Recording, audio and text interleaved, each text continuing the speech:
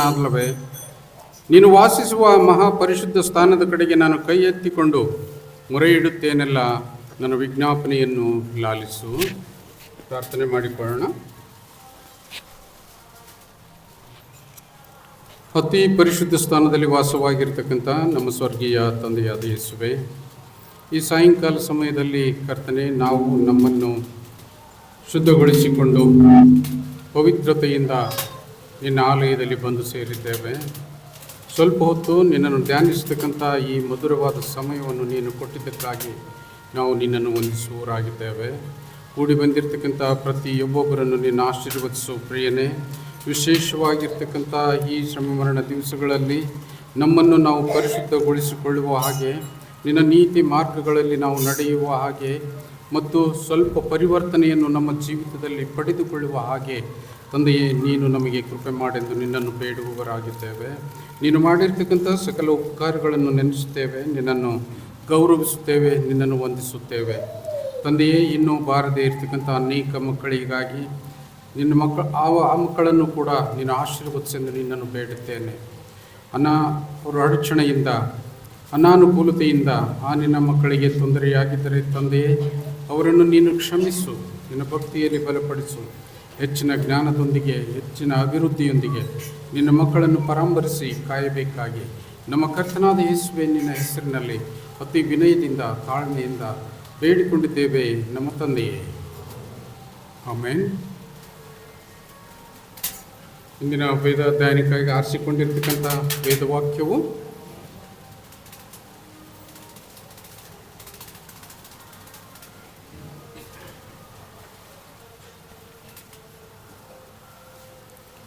ಯೋವೇಲನ ಗ್ರಂಥ 2ನೇ ಅಧ್ಯಾಯ 12ರಿಂದ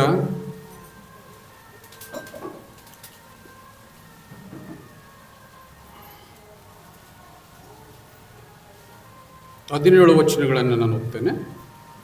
ಯೋವೇಲನ ಗ್ರಂಥ 2ನೇ ಅಧ್ಯಾಯ 12ನೇ ವಚನದಿಂದ ಹಿಡಿದು ಸಿಗಲಿಲ್ಲ. ಹಳೆ ಉಡಂಬಡಿಕೆಯಲ್ಲಿ ನೋಡ್ರಿ.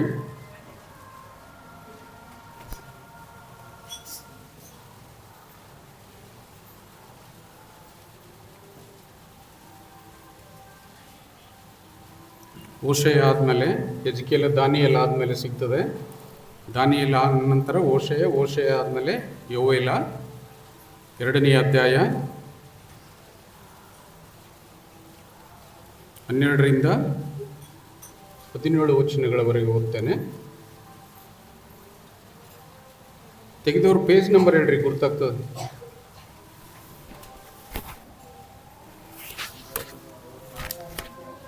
ಎಷ್ಟು? 964 ನೋಡ್ರಿ, ಪೇಜ್ ನಂಬರ್ ನೋಡ್ರಿ.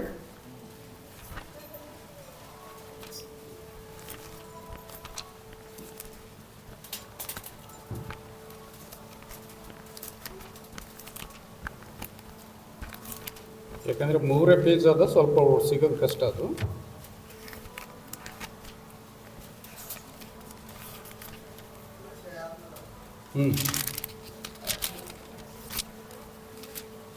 ಓಷಯ ಆದಮೇಲೆ ಹಾಂ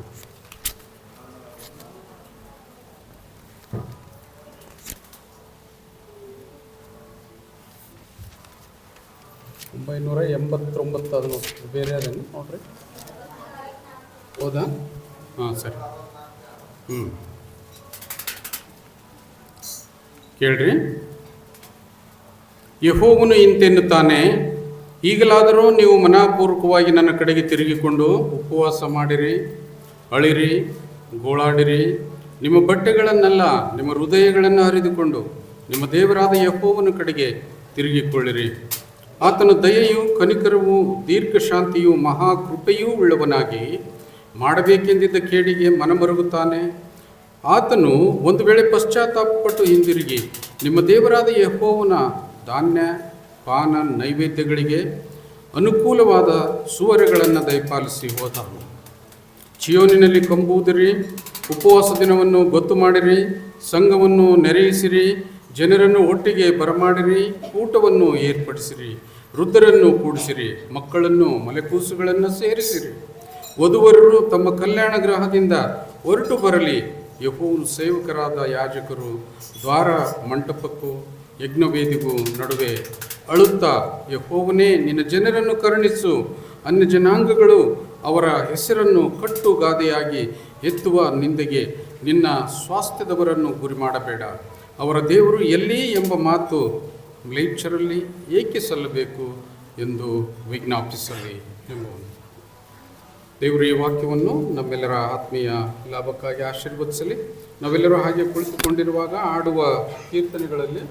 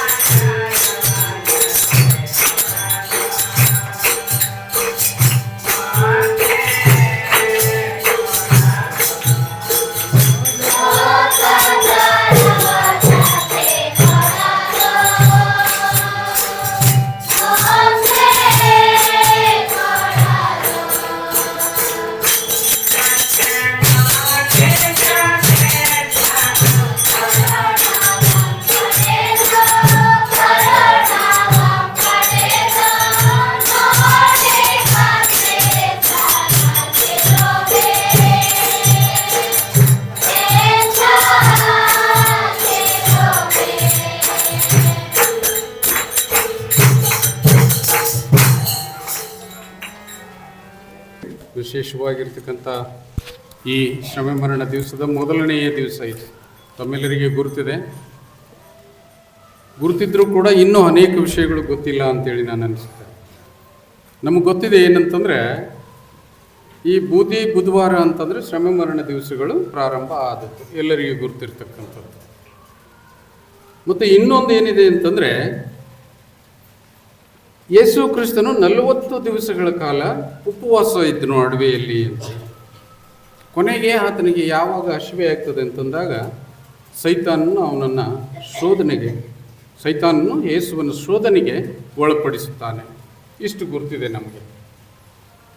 ಆದರೆ ಇದರ ಹಿನ್ನೆಲೆ ನಾವು ಯೋಚನೆ ಮಾಡಬೇಕಾಗಿದೆ. ಇವತ್ತಿನ ದಿವಸದಲ್ಲಿ ಈ ಒಂದು ಪವಿತ್ರ ದಿವಸವನ್ನು ಇಡೀ ಪ್ರಪಂಚವೇ ಆಚರಿಸ್ತಾ ಇದೆ. ಬೇರೆ ಬೇರೆ ಹಬ್ಬಗಳನ್ನು, ಬೇರೆ ಬೇರೆ ವಿಶೇಷವಾಗಿರ್ತಕ್ಕಂಥ ದಿನಗಳನ್ನು ನಿಯಮಿತವಾಗಿರ್ತಕ್ಕಂಥ ಪ್ರಾಂತ್ಯ, ನಿಯಮಿತವಾಗಿರ್ತಕ್ಕಂಥ ದೇಶ ನಿಯಮಿತವಾಗಿರ್ತಕ್ಕಂಥ ಭೂಪಟದಲ್ಲಿರ್ತಕ್ಕಂಥ ಕೆಲವು ಭಾಗಗಳನ್ನು ಆಚರಿಸ್ತದೆ. ಆದರೆ ಈ ಒಂದು ಹಬ್ಬವನ್ನು ಇಡೀ ಪ್ರಪಂಚವೇ ಆಚರಿಸ್ತದೆ. ಯಾಕಂದರೆ ಜಗತ್ತನ್ನೇ ಗುರುತು ಹಿಡಿತಕ್ಕಂಥ, ಜಗತ್ತಿನ ಎಲ್ಲ ಜನಾಂಗಗಳು ಗುರುತು ಹಿಡಿತಕ್ಕಂಥ ಧರ್ಮ ಯಾವುದಾದ್ರೂ ಈ ಲೋಕದಲ್ಲಿದ್ದರೆ ಕ್ರೈಸ್ತತ್ವ ಅಂತಕ್ಕಂಥದ್ದು. ಆದರೆ ಭಿನ್ನವಾಗಿ ಆಚರಣೆಗಳು ಏನಂತಂದರೆ ಬೇರೆ ಬೇರೆಯಾಗಿವೆ. ಇಲ್ಲಿ ಕ್ಯಾಥಲಿಕ್ನವರು ಆಚರಣೆ ಮಾಡ್ತಾರೆ ಏನಂತಂದರೆ ಈ ಬೂದಿ ಬುಧವಾರ ಅಂತಂದರೆ ಬೂದಿ ಬುಧವಾರದ ದಿವಸ ಕುಳ್ಳು ತಂದು ಅದನ್ನು ಸುಟ್ಟು ಅದರ ಬೂದಿ ತೆಗೆದು ಅದನ್ನು ಪೇಸ್ಟ್ ಮಾಡಿ ಪ್ರತಿಯೊಬ್ಬ ಸಭಿಕರಿಗೆ ಹಣೆಯ ಮೇಲೆ ಶಿಲುಬೆಯ ಗುರುತನ್ನು ಬರೀತಾರೆ. ಭಾಳ ಮಂದಿಗೆ ಗೊತ್ತಿರ್ಬೋದು, ಓದ್ತಕ್ಕಂಥವ್ರಿಗೆ ಗೊತ್ತಿರ್ತದೆ. ಅವರು ಆಚರಣೆ ಮಾಡ್ತಕ್ಕಂಥದ್ದು ಆ ರೀತಿಯಾಗಿದೆ. ನಾವು ಯಾವ ರೀತಿಯಿಂದ ಆಚರಣೆ ಮಾಡ್ತೇವೆ, ಇದಕ್ಕೆ ಮೂಲ ಅರ್ಥ ಏನಿದೆ ಅದನ್ನು ಸ್ವಲ್ಪ ಹೊತ್ತು ನಾವು ತಿಳಿದುಕೊಳ್ಳೋಣ. ಯಾಕಂತಂದರೆ ಇಲ್ಲಿ ನಮಗೆ ತಿಳಿದಿರ್ತಕ್ಕಂಥದ್ದು ಏನಂತಂದರೆ ಲೂಕನ ಸುವಾರ್ತೆ 4ನೇ ಅಧ್ಯಾಯದಲ್ಲಿ 1ನೇ ವಚನದಲ್ಲಿ ನೋಡಿ ಏನು ಬರ್ತದೆ, 1-2ರಲ್ಲಿ ಯೇಸು ಪವಿತ್ರಾತ್ಮ ಭರಿತನಾಗಿ ಯೋರ್ದಾನ್ ಹೊಳೆಯಿಂದ ಹಿಂತಿರುಗಿ ದೇವರ ಆತ್ಮನಿಂದ 40 ದಿವಸ ಅಡವಿಯಲ್ಲಿ ಸೈತಾನನಿಂದ ಶೋಧಿಸಲ್ಪಟ್ಟನು ಅಂತೇಳಿ ಇಷ್ಟೇ ಗುರ್ತಿದೆ ನಮಗೆ. ಯಾಕಂದರೆ ಹೊಸ ಒಡಂಬಡಿಕೆಯಲ್ಲಿ ಬರೆದಿರ್ತಕ್ಕಂಥದ್ದು ಅಷ್ಟು ಮಾತ್ರ. ಅಲ್ಲಿ ಸೈತಾನ ಯಾವ ರೀತಿಯಿಂದ ಶೋಧನೆ ಮಾಡ್ತಾನೆ, ಕಲ್ಲನ್ನು ರೊಟ್ಟಿಯನ್ನಾಗಿ ಮಾಡಂತ ಹೇಳ್ತಾನೆ. ಆಮೇಲೆ ಎತ್ತರದ ಮಂಟಪದ ಮೇಲೆ ಹೋಗಿ ನಿಲ್ಲಿಸಿ ಅಲ್ಲಿಂದ ದುಮುಕು ಹಿಡ್ಕೊಳ್ತಾರೆ ನಿನ್ನ ದೂತರು ಅಂತೇಳಿ ಈ ರೀತಿಯಿಂದ ಹೇಳ್ತಾನೆ. ಆನಂತರ ದೊಡ್ಡ ಗುಡ್ಡದ ಮೇಲೆ ಕರ್ಕೊಂಡು ಹೋಗ್ತಾನೆ. ಅಲ್ಲಿ ಕೆಲವು ಪರೀಕ್ಷೆಗಳಾಗ್ತದೆ. ಆದರೆ ದೇವರನ್ನೇ ಪರೀಕ್ಷೆ ಮಾಡತಕ್ಕಂಥ ಆ ಒಂದು ಸೈತಾನ್ನ ಕುತಂತ್ರವನ್ನು ನಾವು ತಿಳಿದುಕೊಂಡಿದ್ದೇವೆ. ಆದರೆ ಇದರ ಹಿನ್ನೆಲೆ ಏನಿದೆ ಅಂತಂತಂದರೆ ಹಳೆ ಒಡಂಬಡಿಕೆಯಲ್ಲಿ ಭಾಳ ಅದ್ಭುತವಾಗಿ ಬರೆಯಲ್ಪಟ್ಟಿದೆ. ನಾನು ಈಗ ಓದಿದ್ನೆಲ್ಲ ಭಾಳಷ್ಟು ಜನರಿಗೆ ಅರ್ಥವಾಗಿರ್ತದೆ ಅಂತೇಳಿ ನಾನು ತಿಳಿದುಕೊಂಡಿದ್ದೇನೆ. ಇಲ್ಲಿ ಯೋವೇಲನ ಗ್ರಂಥದಲ್ಲಿ 12ನೇ ವಚನ ನೋಡ್ರಿ ಏನಂತ ಹೇಳ್ತದೆ ಅಂತಂದರೆ, ಯೆಹೋವನು ಇಂತೆನ್ನುತ್ತಾನೆ, ಈಗಲಾದರೂ ನೀವು ಮನಃಪೂರ್ವಕವಾಗಿ ನನ್ನ ಕಡೆಗೆ ತಿರುಗಿಕೊಂಡು ಉಪವಾಸ ಮಾಡಿರಿ, ಆಳಿರಿ, ಗೋಳಾಡಿರಿ. ಯಾಕೆ ಹಿಂಗೆ ಹೇಳ್ತಾನೆ ದೇವರು? ಯಾಕೆ ಹಿಂಗೆ ಹೇಳ್ತಾನೆ ದೇವರು ಅಂತಂದರೆ, ನಾವು ವರ್ಷದಲ್ಲಿ ಆ 9 ತಿಂಗಳ 10-10.5 ತಿಂಗಳದವರೆಗೆ ನಾವು ಏನು ಮಾಡಿರ್ತೀವಿ ಅಂತಂದರೆ ಯಾವುದೋ ರೀತಿಯ ನಮ್ಮ ಜೀವನವನ್ನು ಮಾಡ್ಕೊಂಡಿರ್ತೀವಿ. ಅನೇಕ ಮೋಜು ಮಜದಲ್ಲಿ ನಾವು ಮುಳುಗೋಗಿರ್ತೀವಿ. ಕ್ರಿಸ್ಮಸ್ ಹಬ್ಬ ಸಂತೋಷದಿಂದ ನಾವು ಆಚರಣೆ ಮಾಡ್ತೇವೆ. ಮಕ್ಕಳ ಹಬ್ಬ ಖುಷಿಯಿಂದ ಆಚರಣೆ ಮಾಡ್ತೇವೆ. ಸುಗ್ಗಿ ಹಬ್ಬ ಸಂತೋಷದಿಂದ ಆಚರಣೆ ಮಾಡ್ತೇವೆ. ಮಾಡ್ತಕ್ಕಂಥ ಸಂದರ್ಭದಲ್ಲಿ ಯಾವುದೋ ಒಂದು ರೀತಿಯಿಂದ ತಪ್ಪು ನಡೆದು ಹೋಗಿರ್ತದೆ, ನಮಗೆ ಗೊತ್ತಿದ್ರೂ ನಾವು ಆ ತಪ್ಪುಗಳನ್ನು ನಾವು ಮಾಡ್ತೇವೆ. ಯಾಕಂತಂದರೆ ಈ ಪ್ರಪಂಚ ಆ ರೀತಿಯಿಂದ ನಮ್ಮನ್ನು ನಡೆಸಿಕೊಳ್ತದೆ. ಈ ಲೋಕದ ಆಸೆ ದುರಾಶೆಗಳು ನಮ್ಮನ್ನು ಏನು ಮಾಡ್ತದೆ ಅಂತಂದರೆ ಕೈ ಮಾಡಿ ಕರೀತದೆ, ಬಾ ನಾನು ನಿನಗೆ ಸುಖ ಕೊಡ್ತೇನೆ, ಬಾ ನಿನಗೆ ಮೋಜು ಕೊಡ್ತೇನೆ. ಆ ರೀತಿಯಿಂದ ಕೈ ಮಾಡಿ ಕರೆಯುವಾಗ ಸೈತಾನನ ಶೋಧನೆಗೆ ಯೇಸು ಕ್ರಿಸ್ತನು ಯಾವ ರೀತಿಯಿಂದ ತಿರಸ್ಕರಿಸಿದನೋ ಆ ರೀತಿಯ ಜೀವನ ನಿಮ್ಮದಾಗಿರಲಿ ಅಂತೇಳಿ ಇವತ್ತಿನ ದಿವಸದಲ್ಲಿ ಹೇಳ್ತಾ ಇದ್ದಾನೆ. ಆತನು ಯಾವ ರೀತಿಯಿಂದ ಶೋಧನೆಯನ್ನು ತಿರಸ್ಕರಿಸುತ್ತಾನೆ, ಸೈತಾನನ ಒಳಗಾಗಲೇ ಇಲ್ಲ, ಆತನಿಗೆ ತಕ್ಕದಾದ ಉತ್ತರ ಕೊಡ್ತಾನೆ. ಕೋಪದಿಂದ ಹೇಳ್ತಾನೆ, ನಿನ್ನ ದೇವರಾದ ಯೆಹೋವನನ್ನು ಪರೀಕ್ಷೆಗೆ ಒಳಪಡಿಸಬಾರ್ದು, ನೀನು ದೇವರನ್ನು ಪರೀಕ್ಷೆ ಮಾಡಬಾರ್ದು ನೀನಂತೇಳಿ ಗದರಿಸಿ ಆತನನ್ನು ಹಟ್ಟಿ ಬಿಡ್ತಾನೆ. ಆದರೆ ಪ್ರಿಯರೇ, ನಾವು ನಮ್ಮ ಜೀವಿತದಲ್ಲಿ, ನಮ್ಮ ಒಂದು ಜೀವನದಲ್ಲಿ ಅನೇಕ ರೀತಿಯ ಎಲ್ಲ ಸಂದರ್ಭಗಳಲ್ಲಿ ನಾವು ಒಳ್ಳೊಳ್ಳೆ ಕಾಲಗಳನ್ನು ನಾವು ಕಳೆದಿದ್ದೇವೆ, ಸಂತೋಷವಾಗಿ ಕಳೆದಿದ್ದೇವೆ. ಕೋಪ, ಸಿಟ್ಟು, ಅನೇಕ ಥರದ ಕ್ರಿಯೆಗಳು ನಮ್ಮ ಮುಖಾಂತರ ನಡೆದು ಹೋಗಿದೆ. ಆದರೆ ಇವತ್ತಿನ ದಿವಸ ಹೇಳ್ತಾನೆ ಏನಂತಂದರೆ, ನೀವೇನು ಮಾಡ್ರಿ, ಈಗಲಾದ್ರಪ್ಪ ಇಷ್ಟು ದಿವಸ ಮಾಡಿರ್ತಕ್ಕಂಥದ್ದು ಈಗಾದರೂ ಸ್ವಲ್ಪ ಬದಲಾಗ್ರಿ ನೀವು. ದೇವರು ಹೇಳ್ತಾನೆ ಏನಂತಂದರೆ, ಬದಲಾಗ್ರಿ ನೀವು. ಆ ಜೀವನ ನಿಮ್ಮದಲ್ಲ. ಈ ಲೌಕಿಕವಾಗಿರ್ತಕ್ಕಂಥ ಜೀವನ ನಿಮಗೆ ಬೇಕಾದದನ್ನು ತಿನ್ತಕ್ಕಂಥದ್ದು, ಬೇಕಾದದನ್ನು ಕುಡಿತಕ್ಕಂಥದ್ದು, ಮೋಜು ಮಜಾ ನೀವು ಮೊಬೈಲ್ನಲ್ಲಿ ನೋಡ್ತಕ್ಕಂಥ ಅದೆಲ್ಲ ಜೀವನ ಅಂತೇಳಿ ಹೇಳ್ತಾನೆ. ನಮಗೆ ಗೊತ್ತಿಲ್ಲ, ಯಾಕಂದರೆ ನಮಗೆ ಅದು ರುಚಿಕರವಾಗಿ ಕಾಣಿಸ್ತದೆ, ನಮಗೆ ಅದು ಅದ್ಭುತವಾಗಿ ಕಾಣಿಸ್ತದೆ. ನಮಗೆ ಇನ್ನೂ ನೋಡ್ತಕ್ಕಂಥ ರೀತಿಯಲ್ಲಿ, ಬಯಸ್ತಕ್ಕಂಥ ರೀತಿಯಲ್ಲಿ ಅದು ನಮ್ಮನ್ನು ಆಕರ್ಷಣೆ ಮಾಡ್ತದೆ. ಅದು ಅಲ್ಲ ಅಂತ ಹೇಳ್ತಾನೆ ಇಲ್ಲಿ. ಅದಕ್ಕಾಗಿ ನೀವೇನು ಮಾಡಿರಿ ಅಂತಂದರೆ ನಿಮ್ಮ ಮನಸ್ಸನ್ನು ನೀವು ಪರಿವರ್ತನೆಗೊಳಿಸಿಕೊಳ್ಳ್ರಿ, ಬದಲಾವಣೆ ತಂದುಕೊಳ್ಳ್ರಿ, ಉಪವಾಸ ಇರ್ರಿ, ನೀವು ಅಳಿರಿ, ಗೋಳಾಡ್ರಿ. ಯಾಕಂತಂದರೆ ಯೇಸು ಒಂದು ದೇವರು ಏನು ಮಾಡ್ತಾನೆ ಅಂತಂದರೆ ಒಂದು ಸೂಚಕ ಕಾರ್ಯವನ್ನು ಕಳಿಸ್ತಾನೆ. ಅದರ ಮೊದಲನೇ ವಚನದಲ್ಲಿ ನೋಡ್ರಿ ನೀವು, ಯೋವೇಲನ ಗ್ರಂಥ 2ನೇ ಅಧ್ಯಾಯದ 2ನೇ ವಚನದಲ್ಲಿ ನೋಡ್ರಿ. ಕೆಲವು ಏನು ಮಾಡ್ತಾನಂತಂದರೆ ಎಚ್ಚರಿಕೆಗಳನ್ನು ಕೊಡ್ತಾನೆ. ಅಲ್ಲಿ ಆ ಹಳೆ ಕಾಲದಲ್ಲಿ ಎಚ್ಚರಿಕೆ ಕೊಟ್ಟನು ಇಸ್ರಾಯೇಲ್ ಜನರಿಗೆ. ಏನಂತೇಳಿ ಎಚ್ಚರಿಕೆ ಕೊಡ್ತಾನೆ ನೋಡ್ರಿ. 2ನೇ ಅಧ್ಯಾಯದ 2ನೇ ವಚನ, ಮಿಡತೆ ದಂಡಿನ ವರ್ಣನೆ. ಉದಯವು ಬೆಟ್ಟಗಳ ಮೇಲೆ ಹರಡಿಕೊಳ್ಳುವ ಹಾಗೆ ಇಗೋ ಪ್ರಬಲವಾದ ದಂಡು, ದೊಡ್ಡ ದಂಡು, ಇಂಥದ್ದು ಹಿಂದೆಂದೂ ಬಂದಿಲ್ಲ. ಮೊನ್ನೆ ಒಂದ್ಸಲ ಏನಾಯ್ತು, ನಮ್ದೆಲ್ಲ ತೊಗರಿ ಬೆಳೆ ಹಾಳಾಗಿತ್ತು. ಆ ವರ್ಷದಕ್ಕಿಂತ ಹಿಂದಿನ ವರ್ಷ ಅಂತ ಅನ್ಸ್ತದೆ, ಗೊತ್ತದೇ ಇಲ್ಲ ನಮಗೆ. ಮಿಡತೆಗಳು ಬಂದಿದ್ದು ಈ ಕಡೆ ಬಂದಿಲ್ಲ, ಉತ್ತರ ಪ್ರದೇಶ ಬಿಹಾರ ಕಡೆಗೆಲ್ಲ ಬಂದಿದ್ದು. ಆ ಮಿಡತೆಗಳು ಎಂಥವಿದ್ವು ಅಂತಂದರೆ, ಈ ಹುಳುಗಳು ಬಂದು ಕಾಳುಗಳನ್ನು ತಿಂದರೆ ಇನ್ನೂ ಸ್ವಲ್ಪ ದೊಡ್ಡ ಮಿಡತೆಗಳು ಆ ಕಾಳಿನ ಸಿಪ್ಪೆಯನ್ನು ತಿಂತಿದ್ವಂತೆ. ಇನ್ನೂ ಸ್ವಲ್ಪ ದಂಡು ಬಂದು ಏನು ಮಾಡ್ತಿದ್ವಂತೆ, ಆ ಪೂರ ಬಡ್ಡಿನೇ ತಿಂದುಬಿಡ್ತಿದ್ವಂತೆ. ಸತ್ಯವೇದದಲ್ಲಿ ನಡೆದಿರ್ತಕ್ಕಂಥ ಘಟನೆ. ಇಂಥದನ್ನೆಲ್ಲ ಯಾಕೆ ಮಾಡ್ತೀನಿ ಅಂತೇಳಿ ದೇವರು ಹೇಳ್ತಾನೆ ಏನಂತಂದರೆ, ನೀವು ಪರಿವರ್ತನೆಗೊಳ್ಳಲಿಲ್ಲ ಅಂದರೆ ಇಂಥ ಒಂದು ಶಾಪ ನಾನು ಈ ಭೂಲೋಕಕ್ಕೆ ಕೊಡ್ತೇನೆ. ಆತನ ಕೋಪದಿಂದ ನುಡಿತಾನೆ. ಭೂಲೋಕದಲ್ಲಿ ಆಗಿರ್ತಕ್ಕಂಥ ಎಲ್ಲ ವ್ಯವಹಾರಗಳು, ಭೂಲೋಕದಲ್ಲಿ ಆಗ್ತಕ್ಕಂಥ ಮೋಜು ಮಸ್ತಿಗಳು, ಅನೀತಿಗಳು, ಧರ್ಮ ಬಿಡ್ತಕ್ಕಂಥದ್ದು, ಧರ್ಮ ನಿಂದನೆ ಮಾಡ್ತಕ್ಕಂಥದ್ದು, ಇಂಥವೆಲ್ಲ ತುಂಬಿಕೊಂಡಿರ್ತಕ್ಕಂಥದ್ದನ್ನು ಆ ಯೆಹೋವನು ನೋಡಿ ಕೋಪಗೊಂಡು ಹೇಳ್ತಾನೆ, ನಿಮ್ಮ ದೇಶದ ಮೇಲೆ, ನಿಮ್ಮ ಹೊಲಗಳ ಮೇಲೆ, ನಿಮ್ಮ ಭೂಮಿಯ ಮೇಲೆ, ನೀವು ತಿಂತಕ್ಕಂಥ ಆಹಾರದ ಮೇಲೆ ಮಿಡತೆ ದಂಡನ್ನು ತಾನು ತರಿಸಿಬಿಡ್ತೇನೆ, ನಿಮ್ಮನ್ನು ಇನ್ನೂ ಕಷ್ಟಕ್ಕೆ ಗುರಿ ಮಾಡ್ತೇನೆ. ಕೋಪಗೊಂಡಿದ್ದಾನೆ ಯೆಹೋವ ದೇವರಲ್ಲಿ. ಕೋಪಗೊಂಡದಕ್ಕಾಗಿ ಅಲ್ಲಿ ಯೆಹೋವನ ಹೇಳ್ತಾನೆ, ಪ್ರವಾದಿ ಏನಂತ ಹೇಳ್ತಾನೆ ಅಂತಂದರೆ, ಯೆಹೋವ ದೇವರು ಕೋಪಗೊಂಡಿದ್ದಾನೆ. ಅದಕ್ಕಾಗಿ ನೀವೇನು ಮಾಡ್ರಿ, 12ನೇ ವಚನದಲ್ಲಿ,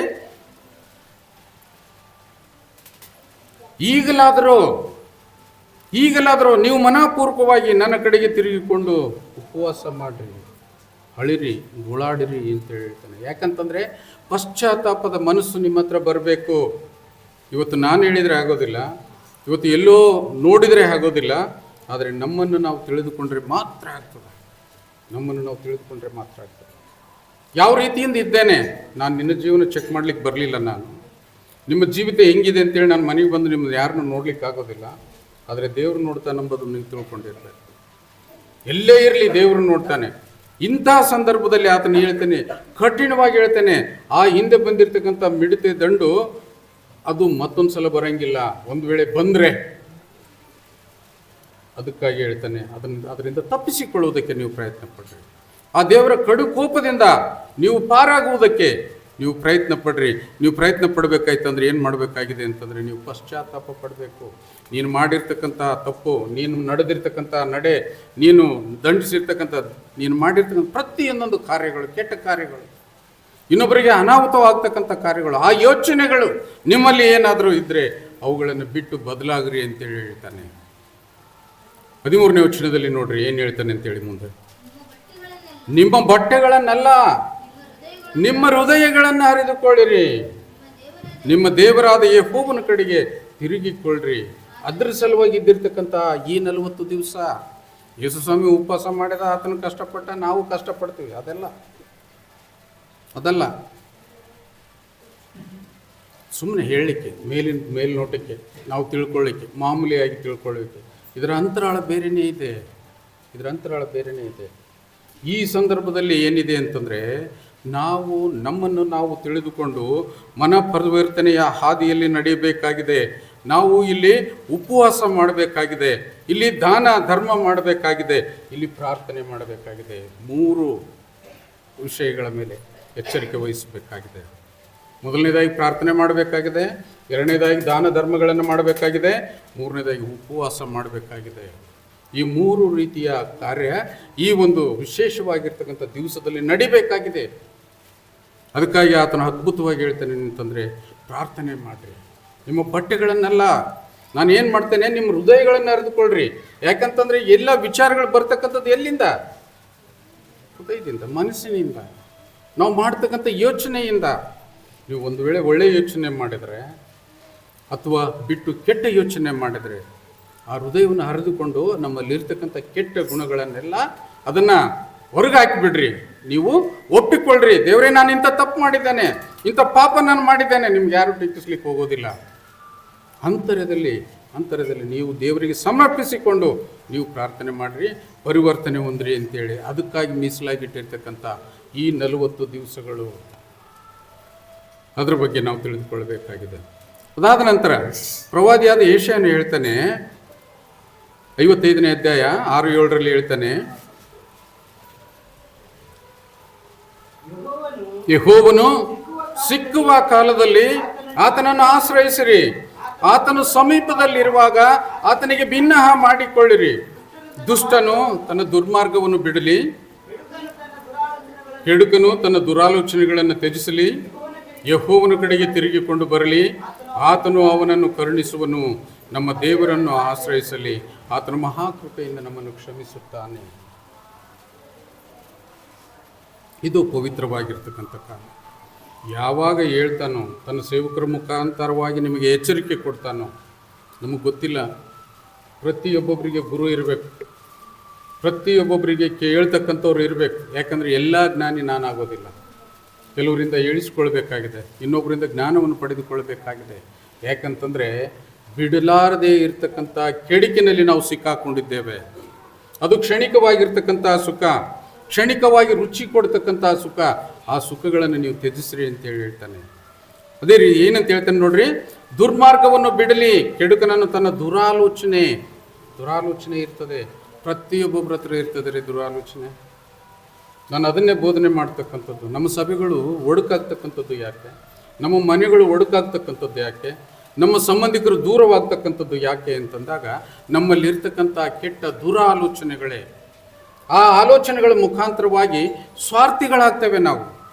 ಅದೆಲ್ಲ ನನಗೆ ಬೇಕು, ಪ್ರತಿಯೊಬ್ಬರು ನನಗೆ ಬೇಕು ಅಂತಂದರೆ, ದೇವರು ನಿನಗೆ ಎಂಥದ್ದು ಬೇಕು, ಏನು ಕೊಡಬೇಕು ಅಂತಕ್ಕಂಥದ್ದನ್ನು ದೇವರು ನಿರ್ಧಾರ ಮಾಡಿದ್ದಾನೆ.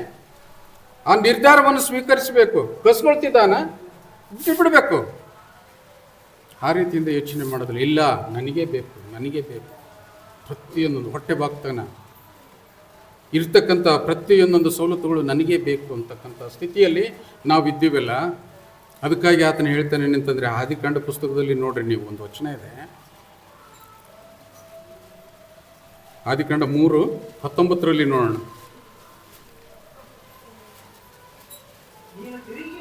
ನೀನು ತಿರುಗಿ ಮಣ್ಣಿಗೆ ಸೇರುವ ತನಕ ಬೆವರಿಡುತ್ತಾ ಬೇಕಾದ ಆಹಾರವನ್ನು ಸಂಪಾದಿಸಬೇಕು. ನೀನು ಮಣ್ಣಿನಿಂದ ತೆಗೆಯಲ್ಪಟ್ಟವನಲ್ಲವೋ, ನೀನು ಮಣ್ಣೇ, ಪುನಃ ಮಣ್ಣಿಗೆ ಸೇರತಕ್ಕವನಾಗಿದ್ದಿ. ಗೊತ್ತಿದ್ದೀನ ನಿಮಗೆ? ಎದಕ್ಕೆ ಬೇಕ್ರಿ ನಮಗೆ ಈ ಜೀವನಕ್ಕೆ? ಆ ರೀತಿಯಿಂದ ಆಧ್ಯಾತ್ಮಿಕವಾಗಿ ಯೋಚನೆ ಮಾಡಿ. ದೇವರು ನಮ್ಮನ್ನು ಯಾವಾಗ ಹುಟ್ಟಿಸಿದಾನೋ, ಯಾವಾಗ ತನ್ನ ಮಣ್ಣಿನಿಂದ ನಮ್ಮನ್ನು ಸಿದ್ಧಪಡಿಸಿ ಶ್ವಾಸ ಕೊಟ್ಟನೋ, ಶ್ವಾಸ ದೇವ್ರದ್ದಿದೆ, ಪರಿಶುದ್ಧಾತ್ಮಂದಿದೆ. ಶ್ವಾಸ ನಮ್ಮಲ್ಲಿ ಇರ್ತಕ್ಕಂಥದ್ದು, ನಾವು ಜೀವಿಸ್ತಕ್ಕಂಥದ್ದು ಅದು ಆತ್ಮ. ಆ ಆತ್ಮದಿಂದ ಕೆಟ್ಟದನ್ನು ಏನು ಮಾಡ್ತೀವಲ್ಲ ನಾವು, ಪಾಪ ಅಂದರೆ ಇನ್ಯಾವುದಾಗ್ತದೆ? ನಾನು ಜನರು ನೋಡಬೇಕಾಗಿದೆ. ನಾನು ಕೆಟ್ಟ ಕೆಲಸ ಮಾಡೋದನ್ನು ಜನರು ನೋಡಿದ ಮಾತ್ರ ಪಾಪ ಆಗ್ತದ? ಇಲ್ಲ, ಅದು ಮನಸ್ಸಿನಲ್ಲಿ ಯೋಚನೆ ಮಾಡಿದರೆ ಅದು ಪಾಪ. ಅದಕ್ಕಾಗಿ ನಿಮ್ಮ ದುರಾಲೋಚನೆಗಳನ್ನು ಬಿಟ್ಟು ಬಿಡಿರಿ. ನಿಮ್ಮ ಜೀವನ ಇಷ್ಟೇ ಇದೆ. ಒಂದು ಹೂ ಅಂತದಂತೆ ನಗುನಗ್ತಾ ಉದಯವಾಗ್ತದಂತೆ, ಅದು ಗೊತ್ತಿಲ್ಲಂತೆ.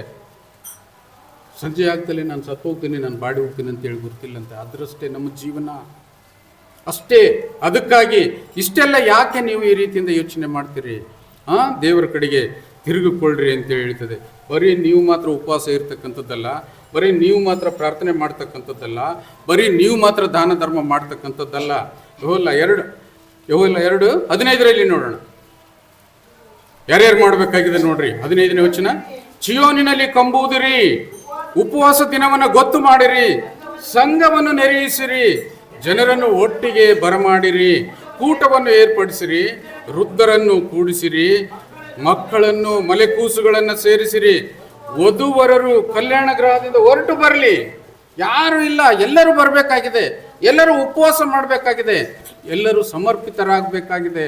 ನಾವು ಮಾಡ್ತಾ ಇದ್ದೇವಾ? ಆ ಪ್ರಶ್ನೆ ಈಗಿನ ಕಾಲದಲ್ಲಿ ಉಪವಾಸ ಮಾಡೋದೇ ಹೋಗ್ಬಿಟ್ಟು ಭಾಳ ದುರಾದೃಷ್ಟಕರ. ಯಾರು ಮಾಡ್ತಿರೋ ಯಾರು ಬಿಟ್ಟಿದ್ದು ಗೊತ್ತಿಲ್ಲ.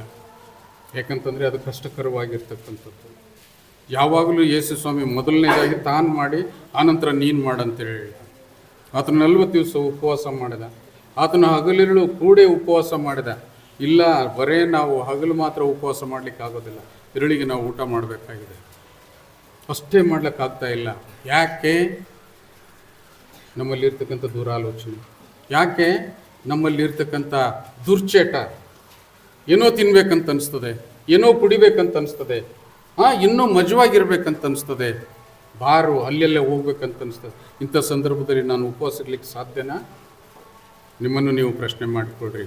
ಅದಕ್ಕಾಗಿ ಇದು ಎಷ್ಟು ಯೋಗ್ಯವಾಗಿದೆ ಅಂತೇಳಿ ನಾವು ಯೋಚನೆ ಮಾಡಬೇಕು. ಬರೀ ನಾನು ಮಾತ್ರ ಅಲ್ಲ, ನನ್ನ ಕುಟುಂಬ ಮಾತ್ರ ಅಲ್ಲ, ನಿಮ್ಮ ಕೇರಿ ಮಾತ್ರ ಅಲ್ಲ, ಪ್ರತಿಯೊಂದೊಂದು ಊರೇ.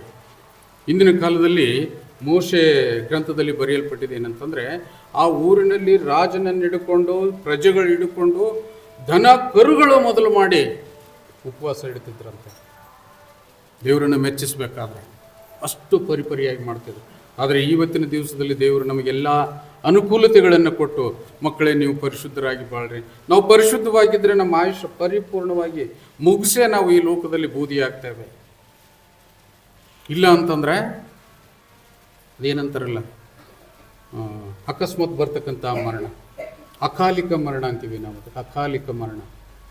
ಅಕಾಲಿಕ ಮರಣಕ್ಕೆ ನಾವು ತುತ್ತಾಗ್ತಾ ಇದ್ದೇವೆ. ದೇವರು ಕೊಟ್ಟಿರ್ತಕ್ಕಂಥ ಆಯುಷ್ಯ 70, ಆಶೀರ್ವದಿಸಲ್ಪಟ್ಟರೆ 80, ಅದಕ್ಕಿಂತ ಸ್ವಲ್ಪ. ಆದರೂ ಅದನ್ನು ಮೀರಿ ಬದುಕ್ತಕ್ಕಂಥ ಜನರು ಎಷ್ಟೋ ಜನರಿದ್ದಾರೆ. 100 ಕಂಪ್ಲೀಟ್ ಮಾಡಿರ್ತಕ್ಕಂಥವ್ರು ಇದ್ದಾರೆ. ಆದರೆ ಅಂಥ ಜೀವಿತ ನಮಗೆ ಬರಬೇಕಾಗಿತ್ತು ಅಂತಂದರೆ, ನಮ್ಮ ಮನಸ್ಸಿನ ದುರಾಲೋಚನೆಗಳು ಎಲ್ಲ ಏನು ಮಾಡಬೇಕಂತಂದರೆ ದೂರ ಆಗಬೇಕಂತೇಳಿ. ಅದು ವಚನ ನೋಡ್ರಿ, ಯೋನನ ಪುಸ್ತಕ 3, ಯೋನ ಗ್ರಂಥ 3, 7-8.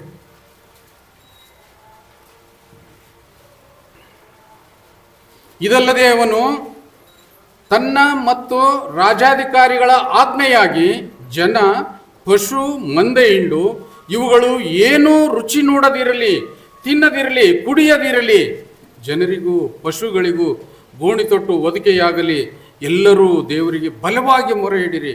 ಒಬ್ಬೊಬ್ಬನು ತನ್ನ ಧರ್ಮ ಮಾರ್ಗವನ್ನು ತಾನು ನಡೆಸುತ್ತಿದ್ದ ಹಿಂಸೆಯನ್ನು ತೊರೆದು ಬಿಡಲಿ ಅಂತೇಳಿ ಅಷ್ಟು ಕಠಿಣವಾಗಿ ಅವರು ವ್ರತವನ್ನು ಮಾಡ್ತಾ ಇದ್ದಾರೆ. ಆದರೆ ಈಗಿನ ಪರಿಸ್ಥಿತಿಯಲ್ಲಿ ನಾವು ಎಷ್ಟರ ಮಟ್ಟಿಗೆ ಉಪವಾಸ ಮಾಡ್ತೇವೆ ಅಂತೇಳಿ ನಾವು ತಿಳಿದುಕೊಳ್ಬೇಕಾಗಿದೆ ಪ್ರಿಯರೇ. ಅದಕ್ಕಾಗಿ 2 ಕೊರಿಂಥ 6ನೇ ಅಧ್ಯಾಯದಲ್ಲಿ ಒಂದು ವಾಕ್ಯ ಬರೆಯಲ್ಪಟ್ಟಿದೆ ಏನಂತಂದರೆ, ಇದು ಪ್ರಸನ್ನತೆಯ ಕಾಲದಲ್ಲಿ ನಿನ್ನ ಮನವಿಯನ್ನು ನಾನು ಕೇಳಿದೆನು, ರಕ್ಷಣೆಯ ದಿನದಲ್ಲಿ ನಿನಗೆ ಸಹಾಯ ಮಾಡಿದೆನು ಎಂದು ದೇವರು ಹೇಳ್ತಾನಲ್ಲ.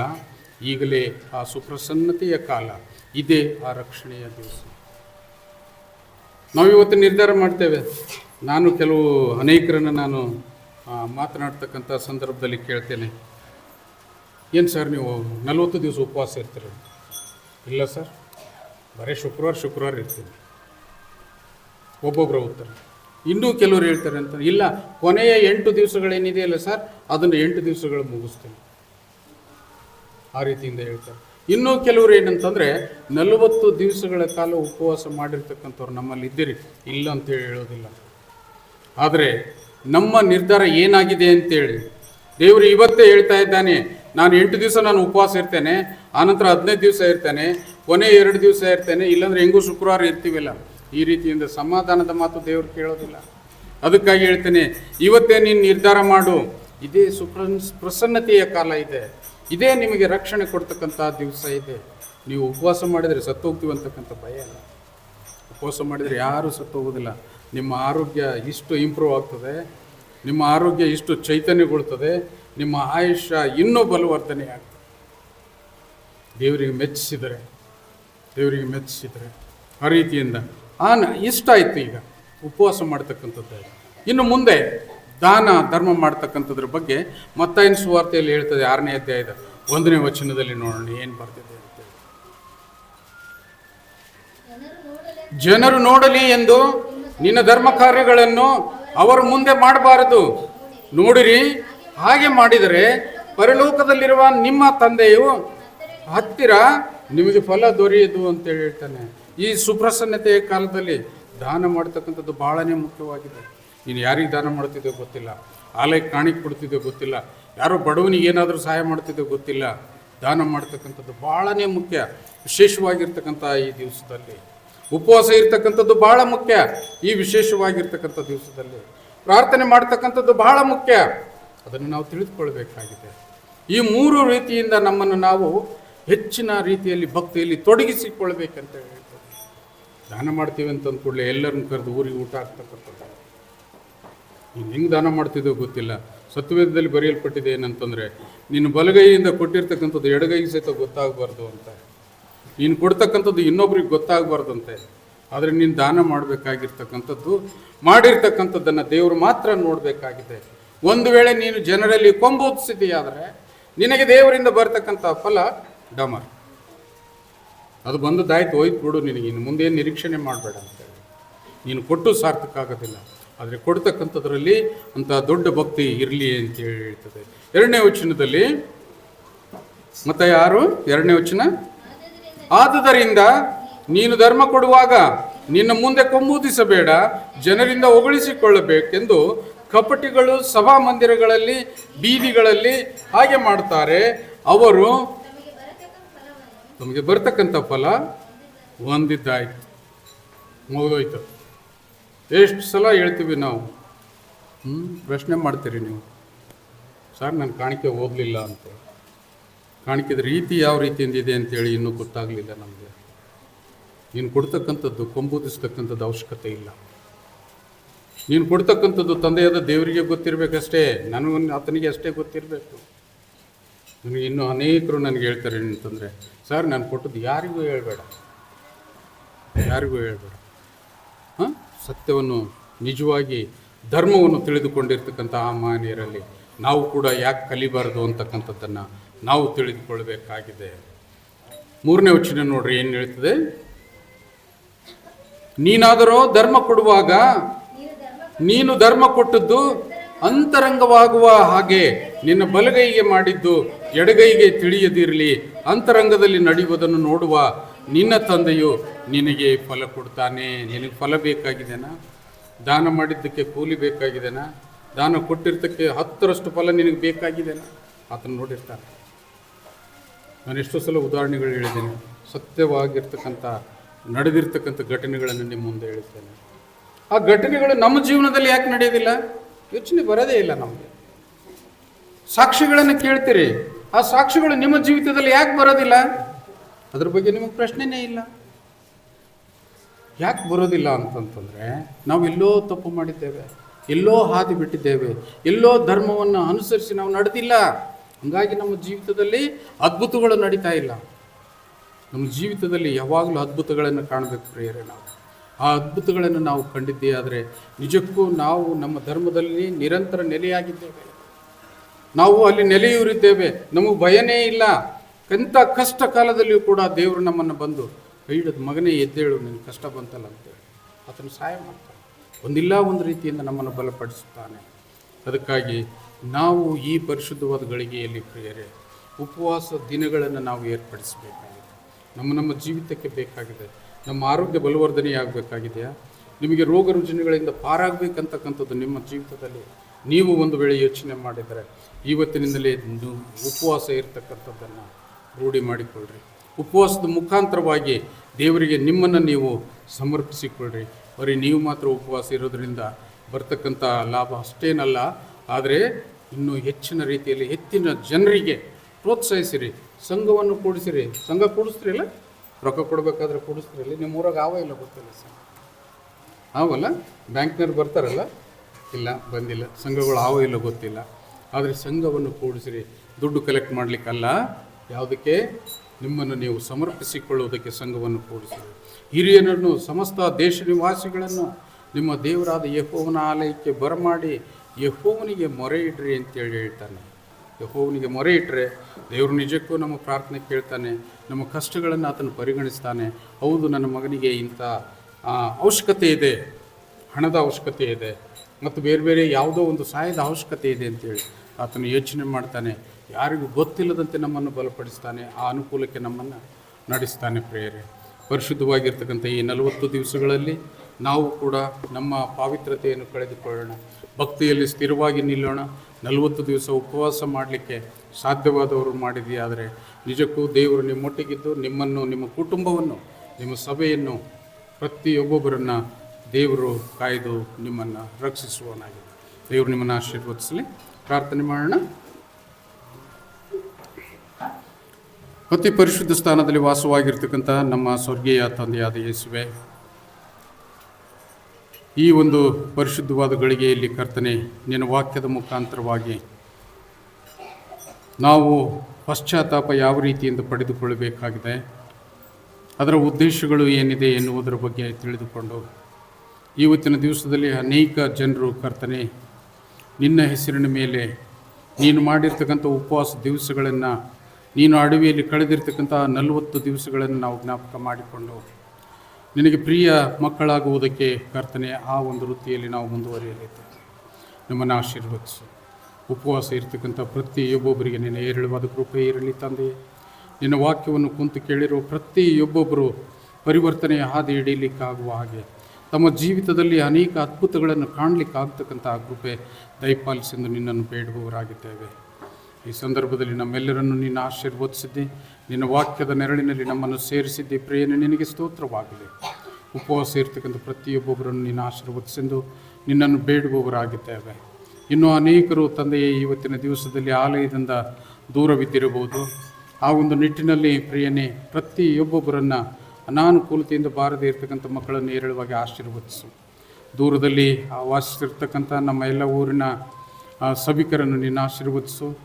ಎಲ್ಲಿದ್ದರೂ ಕೂಡ ನಿನ್ನ ಪವಿತ್ರವಾದ ಕೃಪೆ ನಿನ್ನ ಮಕ್ಕಳ ಮೇಲಿರಲಿ ತಂದೆಯೇ. ಪ್ರತಿಯೊಬ್ಬೊಬ್ಬರನ್ನು ಈ ರಾತ್ರಿಯಲ್ಲಿ ಸುಖವಾದ ನಿದ್ರೆಗೆ ನಮ್ಮನ್ನು ನಡೆಸು. ನಿನ್ನ ವಾಕ್ಯವನ್ನು ಕೇಳಿ ಪರಿಶುದ್ಧವಾದ ಯೋಚನೆಯನ್ನು ನಾವು ಮಾಡಿದವರಾಗಿ ಒಂದು ನಿರ್ಮಲವಾಗಿರ್ತಕ್ಕಂಥ ನಿದ್ದೆಯನ್ನು ನಾವು ಪಡೆದುಕೊಂಡು ತಂದೆಯೇ, ಮುಂಜಾನೆ ಅರುಣೋದಯವನ್ನು ನೀನು ನೋಡ ಮಾಡೆಂದು ನಿನ್ನನ್ನು ಬೇಡುತ್ತೇನೆ. ರಾತ್ರಿಯಲ್ಲಿ ಬರ್ತಕ್ಕಂಥ ಹುಳು ಹುಪ್ಟಿಗಳ ಬಾಧೆಯಿಂದ ನಮ್ಮನ್ನು ತಪ್ಪಿಸು. ನಿನ್ನ ದೇವದೂತರ ಸೈನ್ಯವು ನಮ್ಮ ಜೊತೆಗಿರಲಿ ತಂದೆಯೇ. ಬರ್ತಕ್ಕಂಥ ಎಲ್ಲ ಕೆಟ್ಟ ಕನಸುಗಳ ದೂರ ಮಾಡೆಂದು ನಿನ್ನನ್ನು ಬೇಡುವವರಾಗಿದ್ದೇವೆ. ನಾಳಿನ ದಿವಸದಲ್ಲಿ ಮಾಡ್ತಕ್ಕಂಥ ಪ್ರತಿಯೊಂದೊಂದು ಕಾರ್ಯಗಳು ನಿನಗೆ ಸಮರ್ಪಣೆ ಪ್ರಿಯ. ನಿನ್ನ ಹೆಸರಿನ ಮೂಲಕವಾಗಿ ಪ್ರಾರಂಭಿಸುವ ಪ್ರತಿಯೊಂದೊಂದು ಕಾರ್ಯವು ಯಶಸ್ವಿ ಆಗಲಿಕ್ಕಾಗ್ತಕ್ಕಂಥ ಕೃಪೆ ದಯಪಾಲಿಸು. ನಮ್ಮ ಸಭೆಯನ್ನು ಆಶೀರ್ವದಿಸು ಪ್ರಿಯನೇ. ಪ್ರತಿಯೊಂದೊಂದು ಹಿರಿಯ ಜೀವಿಗಳನ್ನು ನಿನ್ನ ಹಸ್ತಕ್ಕೆ ಒಪ್ಪಿಸ್ತೇವೆ. ಕಾಯಿಲೆಯಿಂದ ಬಳಲಿರ್ತಕ್ಕಂಥ ಪ್ರತಿಯೊಬ್ಬೊಬ್ಬರನ್ನು ನಾವು ಜ್ಞಾಪಕ ಮಾಡುತ್ತೇವೆ. ಅದೇ ಪ್ರಕಾರವಾಗಿ ಯೌವನಸ್ಥ ಮಕ್ಕಳಿಗಾಗಿ, ಯೌವನದಲ್ಲಿ ಬರ್ತಕ್ಕಂಥ ಶೋಧನೆಗಳಿಗಾಗಿ, ವಿದ್ಯೆ ಕಲಿಯತಕ್ಕಂಥ ಮಕ್ಕಳಿಗಾಗಿ ನಾನು ಪ್ರಾರ್ಥಿಸುವವನಾಗಿದ್ದೇನೆ. ವಿದ್ಯೆಯಲ್ಲಿ ಅಭಿವೃದ್ಧಿಯಾಗುವ ಹಾಗೆ ನೀನು ಕೃಪೆ ಮಾಡು. ಸತ್ಯವೇದ ಅಧ್ಯಯನದಲ್ಲಿ ಆಸಕ್ತಿಯನ್ನು ನೀನು ಮೂಡಿಸು. ಅದೇ ಪ್ರಕಾರವಾಗಿ ಚಿಕ್ಕ ಮಕ್ಕಳನ್ನು ಆಶೀರ್ವದಿಸೆಂದು ನಿನ್ನನ್ನು ಬೇಡ್ತೇನೆ. ಅವರು ಜ್ಞಾನ ಬಲದಲ್ಲಿ ಅಭಿವೃದ್ಧಿಯಾಗಲಿಕ್ಕೆ ಆಗ್ತಕ್ಕಂಥ ಕೃಪೆ ಈ ಸಂದರ್ಭದಲ್ಲಿ ನಿನ್ನ ಪ್ರಸನ್ನತೆಯ ಮುಖಾಂತರವಾಗಿ ನಮ್ಮನ್ನು ಪರಿವರ್ತನೆಗೊಳಿಸಿ ಪಶ್ಚಾತ್ತಾಪದಿಂದ ನಿನ್ನ ಸನ್ನಿಧಿಗೆ ಬರುವಂತೆ ನಮ್ಮನ್ನು ಬರಮಾಡಬೇಕಾಗಿ ನಮ್ಮ ಕರ್ತನಾದ ಯೇಸುವೆ ನಿನ್ನ ಹೆಸರಿನಲ್ಲಿ ಬೇಡಿಕೊಂಡಿದ್ದೇವೆ ನಮ್ಮ ತಂದೆಯೇ.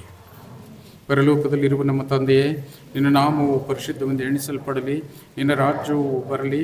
ನಿನ್ನ ಚಿತ್ತವು ಪರಲೋಕದಲ್ಲಿ ನೆರವೇರುವ ಪ್ರಕಾರ ಭೂಲೋಕದಲ್ಲಿ ನೆರವೇರಲಿ. ನಮ್ಮ ಅನುದಿನದ ಆಹಾರವನ್ನು ದಯಪಾಲಿಸಿಕೊಡು.